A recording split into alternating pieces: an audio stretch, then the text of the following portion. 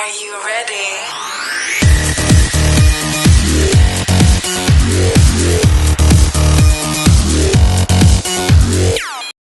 Assalamualaikum warahmatullahi wabarakatuh.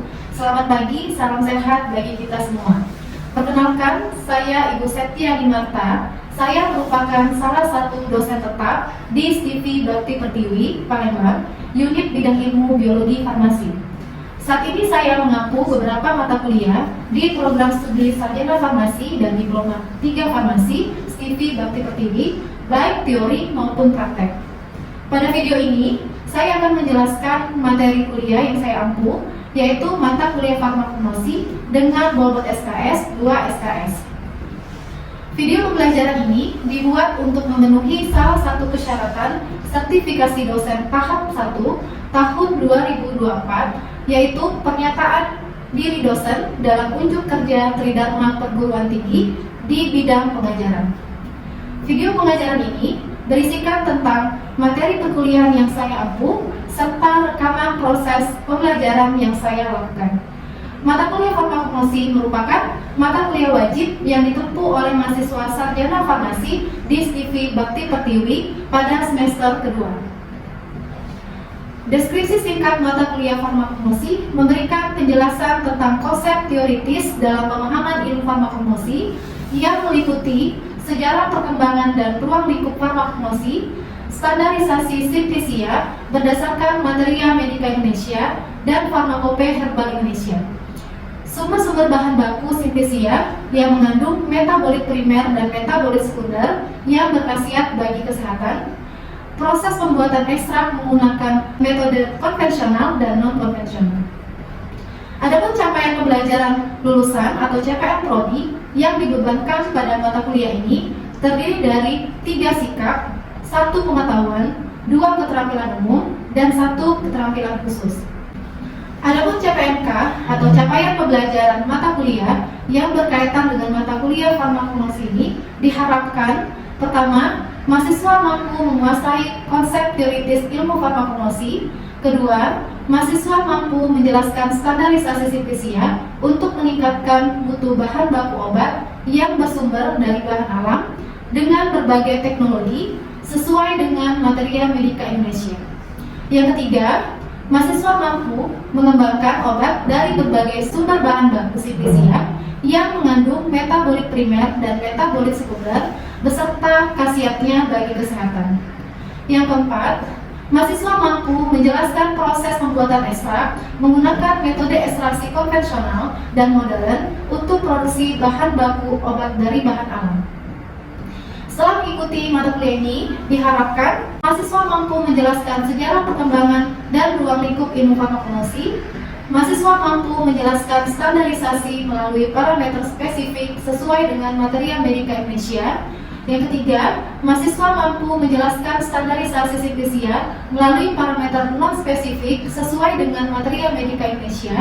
Mahasiswa mampu menjelaskan dan menyebutkan berbagai sumber bahan baku Simplisia yang mengandung metabolit primer seperti karbohidrat dan lipid yang berkhasiat bagi kesehatan, khususnya kefarmasian.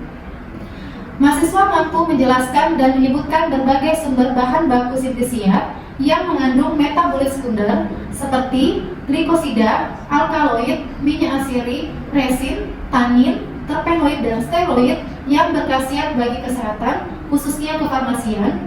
Mahasiswa mampu menjelaskan proses pembuatan ekstrak dengan metode ekstraksi konvensional dan modern untuk produksi bahan baku obat herbal. Materi pembelajaran mata kuliah farmakologi terdiri dari definisi farmakologi, sejarah perkembangan farmakologi dalam ilmu farmasi dan ruang lingkup farmakologi, standarisasi Simplisia berdasarkan parameter spesifik dan parameter non spesifik, Simplisia yang mengandung karbohidrat, Simplisia yang mengandung lipid, Simplisia yang mengandung glikosida, Simplisia yang mengandung alkaloid, Simplisia yang mengandung minyak asiri dan proses pengambilan minyak asiri, Simplisia yang mengandung resin, Simplisia yang mengandung tanin, Simplisia yang mengandung terpenoid dan steroid, dan metode ekstraksi konvensional serta ekstraksi modern. Referensi yang digunakan pada mata kuliah ini adalah buku-buku standar farmasi yang menjadi rujukan dalam farmakologi, seperti buku Materia Medica Indonesia atau MMI dari jilid 1 sampai 6, yang kedua Farmakope Herbal Indonesia, yang ketiga jurnal-jurnal penunjang lain yang berkaitan dengan ilmu farmakologi baik terindeks nasional maupun internasional. Sistem pembelajaran mata kuliah farmakologi dilakukan tatap muka sebanyak 14 kali pertemuan yang terdistribusi menjadi 7 kali pertemuan sebelum UTS dan 7 kali pertemuan sebelum UAS, serta 1 kali pertemuan ujian UTS dan 1 kali pertemuan ujian UAS. Perkuliahan tatap muka ini dapat dilakukan di ruang kelas maupun Zoom meeting. Dosen pengampu mata kuliah farmakologi ada 2 orang dosen. Saya mengajar pada pertemuan 1 hingga 7, kemudian diakhiri dengan UTS. Metode pembelajaran yang saya gunakan ketika mengajar adalah DIA, yaitu Delivery, Interactive, dan Assessment. Metode pembelajaran yang pertama adalah D, Delivery.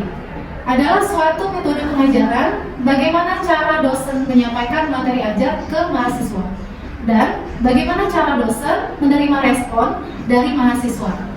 Materi ajar yang saya buat semenarik mungkin sehingga diharapkan dapat memaksimalkan kemampuan mahasiswa untuk memahami materi yang sudah saya berikan.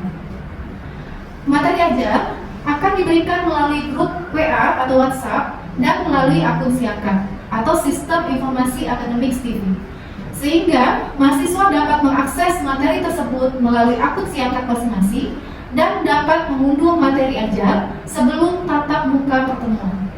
Penyampaian materi yang menarik seperti menggunakan animasi, video, gambar, dan ilustrasi lainnya juga menjadi salah satu kunci agar materi yang disampaikan dapat diterima oleh mahasiswa. Selama proses pembelajaran berlangsung, saya juga mempersilakan mahasiswa untuk bertanya apabila ada materi yang sulit dipahami. Kemudian, saya akan menjelaskan kembali materi sesuai dengan pertanyaan yang diajukan. Metode pembelajaran selanjutnya adalah I, interaktif.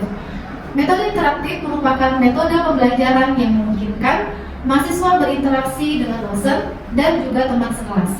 Metode yang saya gunakan untuk menciptakan interaksi tersebut dengan adanya sesi tanya-jawab mengenai materi yang telah diberikan, dan pada beberapa kajian mata kuliah dapat dilaksanakan diskusi kelompok kecil atau mahasiswa melakukan presentasi makalah dengan topik tertentu. Forum diskusi ini bisa jadikan parameter apakah mahasiswa sudah cukup memahami atau belum memahami materi yang telah disampaikan. Tentu forum diskusi ini dibuat semenarik mungkin, tidak kaku dan menegangkan, sehingga diharapkan mahasiswa bisa menyampaikan argumen mereka masing-masing. Selain melakukan diskusi di dalam kelas, saya juga membuka ruang diskusi lain secara online, seperti memanfaatkan grup WA untuk berdiskusi dan juga akun Siakat yang dimiliki oleh mahasiswa. Nah, yang terakhir adalah R atau assessment atau penilaian. Penilaian harus dilakukan secara objektif dan transparan. Parameter penilaian secara umum telah ditetapkan oleh program studi, yaitu adapun parameternya yang pertama adalah nilai kehadiran sebesar 10%, nilai tugas atau kuis sebesar 20%, nilai UTS dan UAS masing-masing 35%. Untuk nilai tugas bisa dilakukan secara individu maupun berkelompok. Nilai akhir yang diperoleh merupakan nilai akhir yang nantinya akan dilaporkan kepada program studi. Demikianlah pemaparan singkat terkait mata kuliah farmakologi. Selanjutnya saya akan menampilkan proses pengajaran yang saya lakukan pada mata kuliah tersebut pada pertemuan ketiga dengan tema standarisasi sintesia dengan parameter non spesifik bersama kelas B. Selamat menyaksikan. Assalamualaikum warahmatullahi wabarakatuh. Waalaikumsalam warahmatullahi wabarakatuh. Sehat semuanya? Alhamdulillah sehat, Bu. Ya. Oke, untuk hari ini ya, sebelum kita mulai pertemuan hari ini ya, alangkah baiknya kita berdoa dulu, semoga pertemuan hari ini berjalan dengan lancar ya. Oke, doa. Selesai. Nah, yang untuk hari ini kita bahas standarisasi yang non spesifik ya, non spesifik. Di minggu lalu itu udah bilang ya, kalau untuk pertemuan hari ini kita harus belajar dulu sehari sebelum pertemuan. Sering baca belum hari ini? Sudah ya. Nah, untuk yang non spesifik ya, yang di MMI ya, Udah pernah buka ini apa saja ya? Parameter apa saja sih yang kita perlu lakukan ya untuk mengevaluasi kualitas mutu dari institusi? Pada parameter non spesifik diantaranya 1. Susu pengeringan, kadar abu total, kadar abu tidak larut asam, kadar logam berat, kadar cemaran pestisida, dan kadar cemaran mikroba. Oke, gimana yang lain? Parameter yang perlu kita evaluasi gitu ya di parameter non spesifik ini gitu ya. Nah terus apa sih tujuan dari kita menentukan standarisasi ya pada parameter non spesifik ini? Tujuannya untuk apa kita melakukan pengujian itu? Oke Bu. Oke. Jawabannya bertujuan untuk memastikan kelayakan bahan baku terutama dalam keamanan dan stabilitas sebelum digunakan atau konsumsi oleh konsumen. Benar ya? Ini kita lanjut ya, lebih detail lagi ya bagaimana standarisasi non spesifik tersebut gitu ya. Oke, nah untuk tadi ya sudah dijelaskan temannya ya. Jadi tujuan dari standarisasi non spesifik ini lebih kepada bagaimana kualitas keamanan dan kestabilan dari siklisia ya. Karena kita tahu ya siklisia itu kan nantinya ya bisa kita jadikan bahan baku obat dari jadi sebelum sampai ke konsumen itu kita harus menjalani dulu aman atau tidak ya, jangan sampai nanti tujuannya untuk pengobatan malah nanti berefek samping gitu ya. Apa saja parameternya sudah dijelaskan juga ya. Yang pertama adalah susur pengeringan ya. Jadi kalau untuk di standarisasi simplisia ya, itu kalau kalian lihat di MMI nggak ada kadar air ya, nggak ada penetapan kadar air ya, tapi adanya susur pengeringan ya. Jadi tujuannya sama ya. Untuk menetapkan susur pengeringan itu tujuannya apa? Tujuannya apa? Tujuannya adalah memberikan gambaran batasan maksimal senyawa yang hilang atau senyawa yang menguap selama proses pengeringan itu. Salah satunya apa? Air. Ya. Jadi selama kita melakukan pengeringan, kita menentukan berapa persen kadar air ini. Ya. Apa rumusnya? Oke, rumusnya apa? Ada yang tahu rumusnya apa? Ya, oke. Bisa tuliskan rumusnya biar temannya dengar.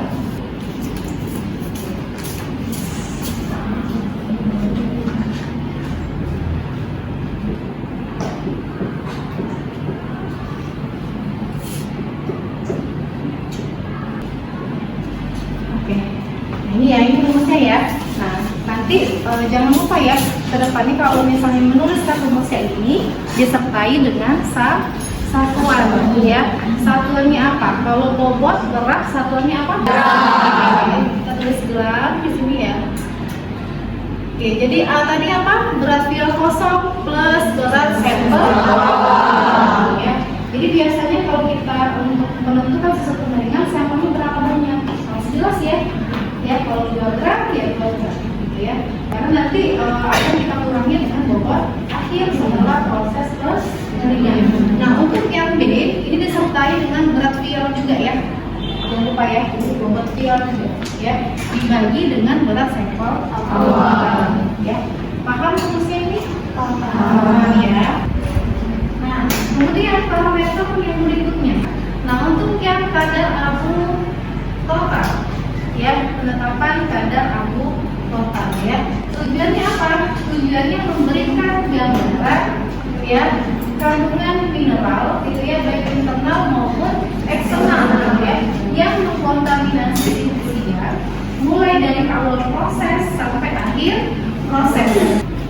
Nah bagaimana prinsipnya ya? Jadi nanti pada tanur ya, tanur itu istilah awalnya dari proses gitu ya. Pada tanur ya nantinya akan terjadi proses pemanasan bahan ya, atau pemanasan siklisia ya. Sehingga nanti senyawa organik dan turunannya itu akan terdestruksi, akan hancur karena sebelumnya dipakai adalah 300 sampai 600 ya. Tentu senyawa organik itu akan terdestruksi gitu ya. Nah nanti sisanya apa? Sisanya adalah senyawa anorganik ya. Senyawa anorganik apa? Mineral, logam, Nah itu yang tersisa. Ya, kalau secara fisik bentuknya apa? Abu. Nah ini ya, ini perhitungannya ya, rumusnya ya. Jadi untuk kadar abu total, ya kalau total berarti baik mineral internal dan eksternal itu substitusi. Ya, makanya nanti kadar abunya ada pecahannya lagi ya. Kadar abu apa? Laut air sama kadar air tidak larut air. Ya. Oke, nah ini rumusnya. Ya, rumus kadar abu larut air ya. Nah, kalau kadar abu larut air ini kita melanjutkan. Jadi tadi kan sudah dapat kadar abu total, ya, dapat abu totalnya kan. Nah, untuk menentukan kadar abu larut air, abu total tadi yang kita lanjutkan untuk menentukan ini. Ya, begitu ya. Jadi bobot abu yang awal itu kalau 50, ya, dilanjutkan untuk menetapkan ini. Ya. Nah, kalau kadar abu dalam asamnya apa? Kembali kan ya, kalau yang tadi dia menggambarkan mineral, ya. Kalau yang kadar abu di dalam asam dia menggambarkan logam-logam atau logam non-fisik. Nah ini selanjutnya ya, penetapan cemaran logam berat. Ya, cemaran logam berat. Ya, jadi alat ini pakai adalah spektroskopi serapan atau kita singkat dengan SSA. Ya.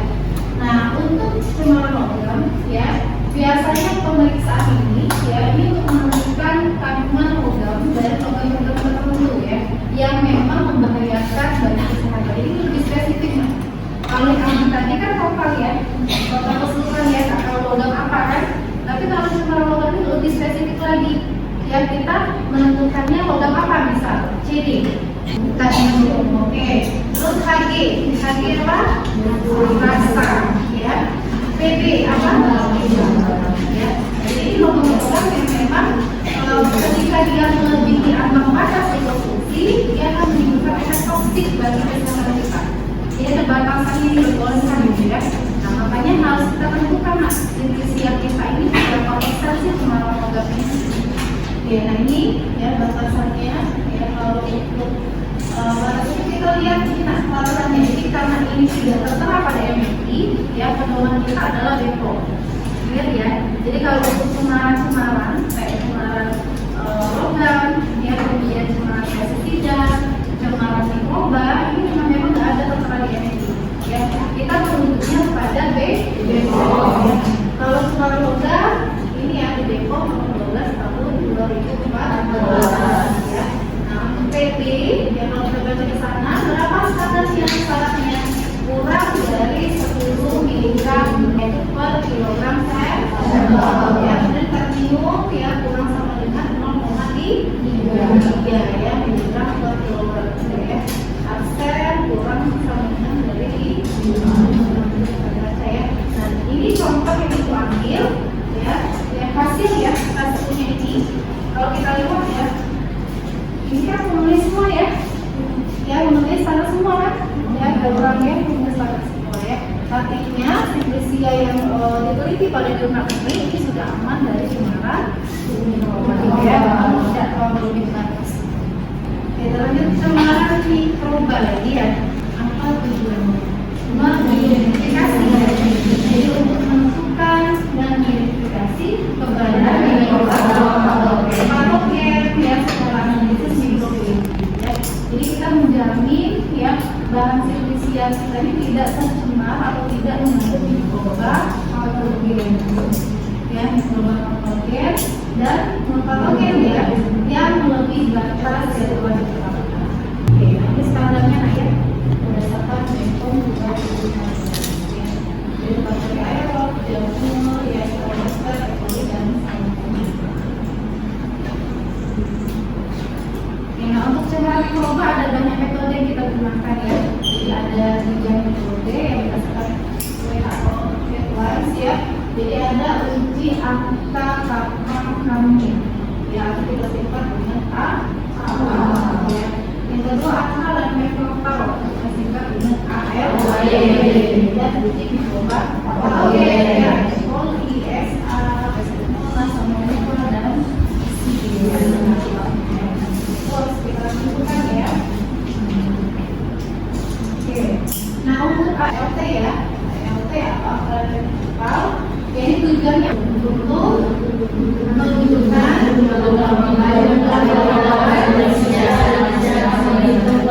cara membentuk koloni.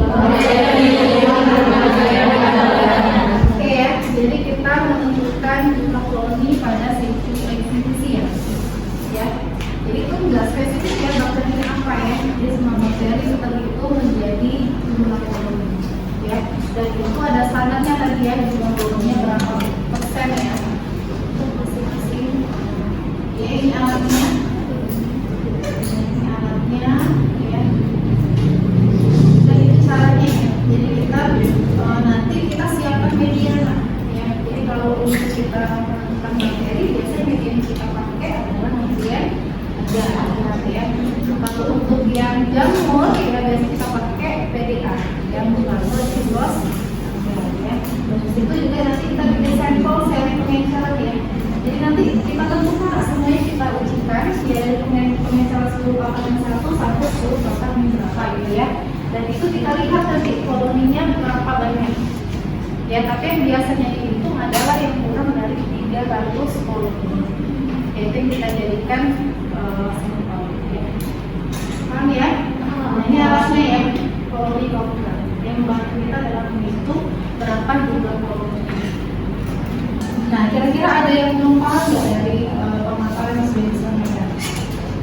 Oke, silakan. Hasil alkaline total dan angka kapal kami kenapa kalian tidak memenuhi syarat? Oke, jadi tadi ada pertanyaannya ya, kenapa ada beberapa sintesia ya yang dimana alkaline total itu tidak memenuhi syarat standar yang ada. Itu alasannya apa? Ada yang menjawab? Ya, logikanya apa? Kenapa sintesia ini ketika kita ukur cemarannya banyak? Nah, itu alasannya apa? Satu faktor gara-gara apa? Ayo, siapa bisa menjelaskan? Kemungkinan tingginya kadar air pada sampel dan juga suhu penyimpanan rendah. Oke, benar.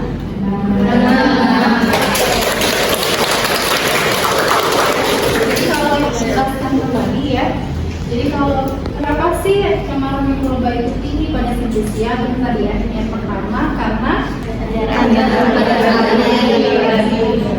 kadar air yang tinggi pada sintesia itu dapat menyebabkan terjadinya proses pembusukan.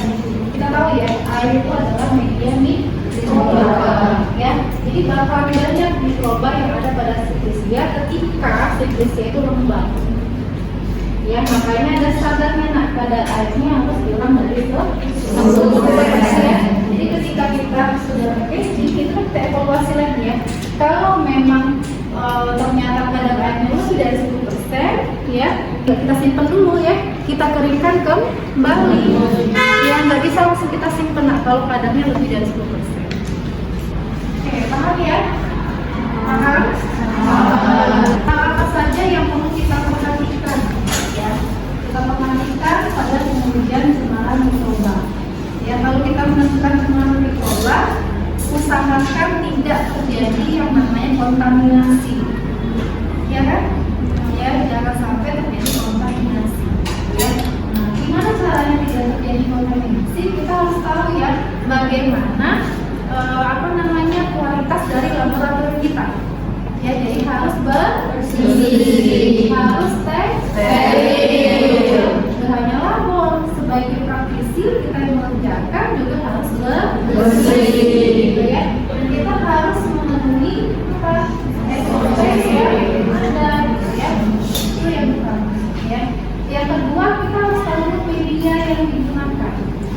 Ya, media yang digunakan itu juga menyesuaikan dengan mikroba apa yang mau kita cek ya, menentukan ya, mereka menyesuaikan juga ya. Penetapan cemaran pestisida. Pada saat setidaknya pasti ada ya yang menggunakan pestisida yang untuk mencegah hama kuku gitu ya. Nah, tapi tidak boleh lebih apa ya. Ada yang menanyakan terkait cemaran pestisida? Ada?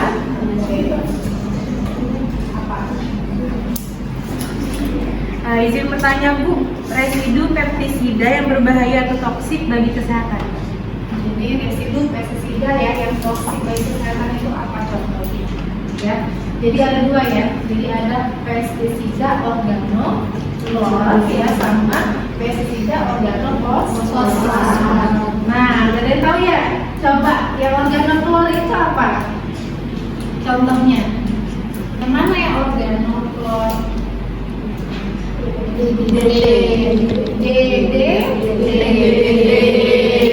atau juga si ya. Oke, terus ada lagi yang organofosfat. Ada yang tahu?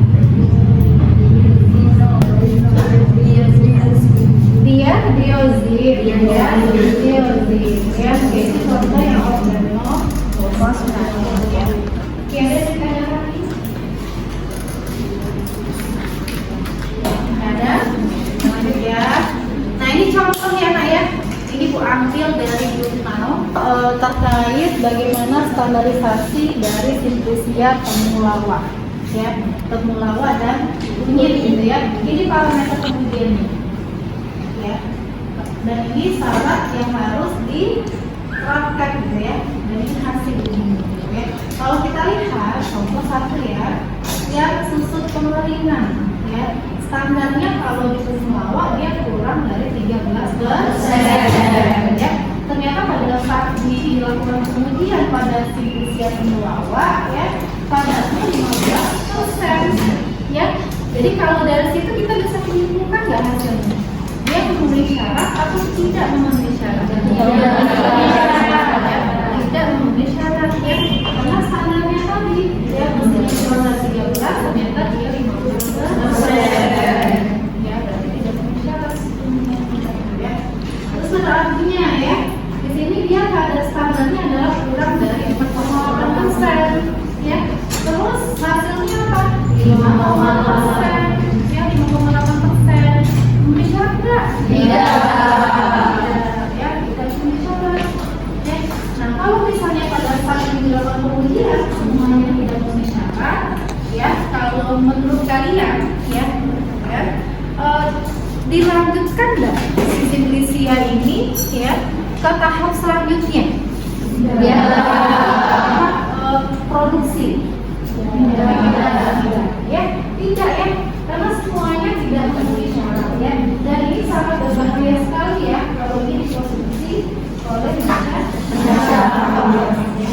Paham?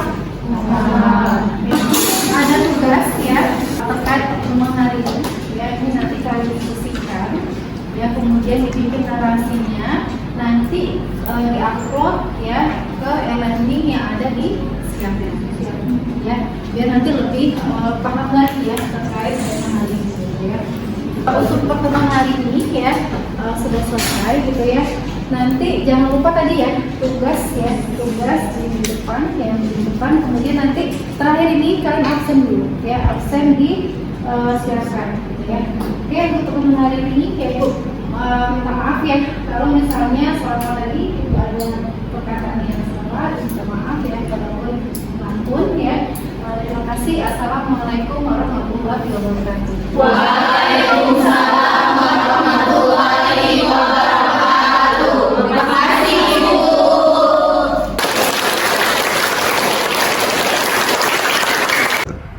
Demikian deskripsi singkat dan video pembelajaran dari mata kuliah farmakologi terkait standarisasi Simplisia dengan parameter non spesifik yang saya ambil. Semoga video ini dapat memberikan gambaran kinerja pembelajaran saya yang dilakukan di Skifik Bakti Pertiwi Palembang dengan prodi Sarjana Farmasi. Selain itu, saya juga mengucapkan terima kasih kepada tim penilai dan tim sertifikasi dosen tahap 1 tahun 2024, Ketua Yayasan Notari Bakti Pertiwi, Ketua Skifik, rekan sejawat dosen, seluruh sisivitas akademika Skifik, dan seluruh teman-teman mahasiswa Skifik Bakti Pertiwi. Demikian yang dapat saya sampaikan. Apabila ada kesalahan kata dan perbuatan, saya mohon maaf yang sebesar-besarnya. Akhir kalam, wassalamualaikum warahmatullahi wabarakatuh.